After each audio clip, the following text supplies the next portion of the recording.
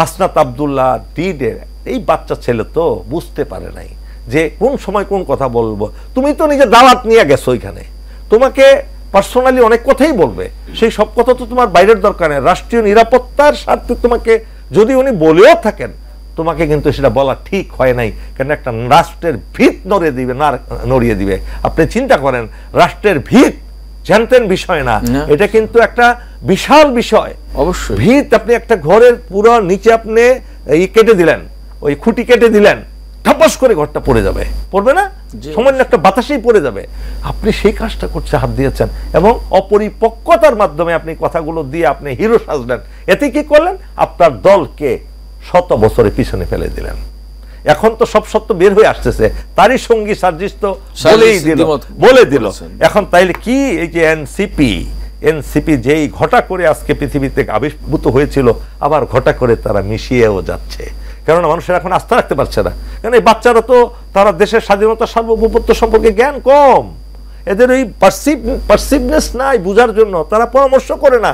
আমাদের মুরাদের মতো দাড়িওয়ালাদের সাথে একটু পরামর্শ করতো আগের দিনের মানুষ, আগের দিনের ইয়াং ছেলেরা, যে মুরা মানুষ কি বলে, এটা পরামর্শ করে না। অল ইন অল তারা আর এভাবে কেমনে চায়নাতে দেখো বুড়া বুড়া লোকগুলোকে রাজনেতার আসনে বলে ওই কি বলে ও নেতা, তারপরে নূর নেতা, সব নেতা ইয়াং নেতা। আরে ভাই, আমাদের সাথে তো পরামর্শ করো না যে ভাই এটা কি করবো, এটা কি করবো, এটা কি বলবো। তোমাদেরকে কি আমাদের দরজা বন্ধ করে রাখছে? নূরের সাথে তো আমার অসংখ্যবার দেখা হয়েছে। নূর তো বলতে পারে ভাই একটু আসি আপনার বাসায়, যদি ও মনে করে যে ওর একটু স্ট্যাটাস কমে যাবে। আরে ভাই, হ্যাঁ তোমাদের তাই, যদি তাই না হয় তারপরে আসেন। এটা আমি শেষ করে দেই ভাই। দেখুন আমার প্রিয় জনগণ, যারা এই অনুষ্ঠান দেখছেন, যারা খুব বেশি সময় পাবো না, আপনি সামরিক বাহিনীর ব্যাপারে, এই সামরিক বাহিনী নিয়ে বিতর্ক তৈরি করবেন না। আপনার সামরিক বাহিনী হলো দেশের খুব স্পর্শকাতর একটা জায়গা।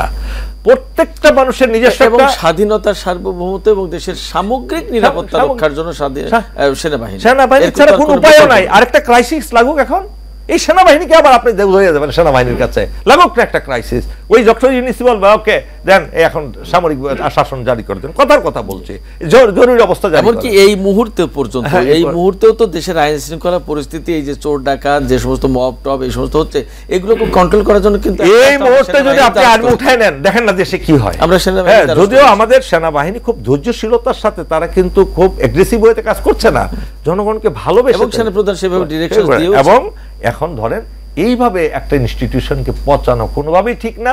মানুষের কথায় কথায় দালাল বলে, এইটা কি একটা কথা হইল রে ভাই? আপনি কেন দালাল বলবেন আরেকজনকে? জি কর্নেল আব্দুল হক, আপনাকে অসংখ্য ধন্যবাদ।